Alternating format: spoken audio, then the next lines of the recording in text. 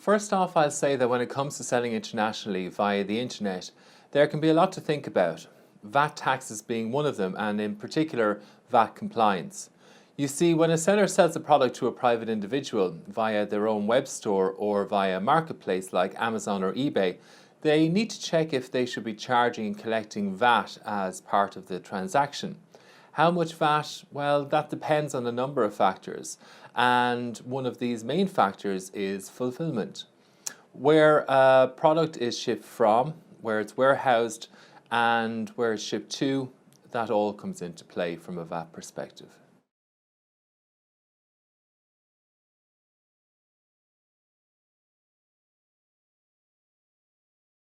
In a way, that's right. When it comes to VAT compliance, you need to consider all of the logistics flows. In practical terms, if you happen to be a North American seller who sells to European consumers, you have many fulfillment options that are open to you. You can ship directly using FedEx or UPS. You can use a global parcel fulfillment partner such as Border Free, or you can use the global shipping program from eBay. And there are other options which involve shipping inventory in bulk into the EU or using a program such as Amazon's FBA or Fulfilment by Amazon and their network. However, with all these scenarios, somebody has to pay the VAT. It really can't be avoided, I'm afraid. Who's responsible for paying the VAT? Well, that depends on many factors, but one of the key things is the actual fulfillment. In the world of e-commerce and international retailing, it can either be the buyer or the seller who's responsible for paying the VAT. Of course, then if somebody is paying the VAT, then somebody is also collecting it. And they need to remit this to the tax authorities in the relevant country or jurisdiction.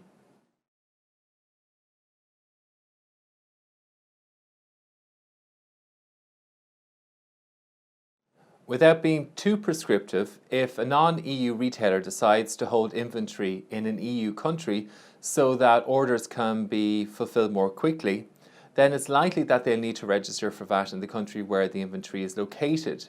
They may also need to register for VAT in other EU countries if they move inventory between warehouses in different countries.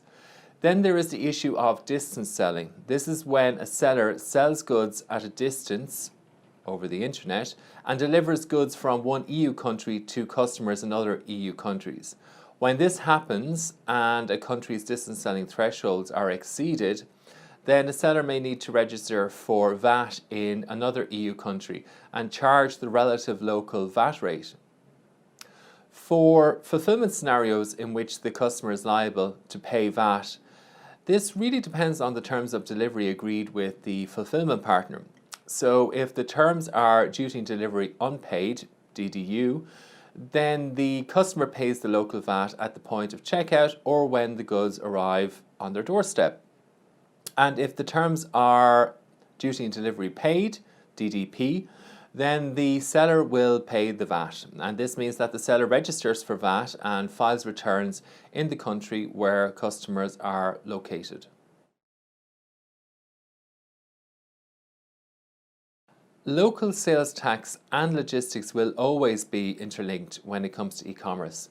It's always best to get third-party professional advice and be sure about your VAT compliance.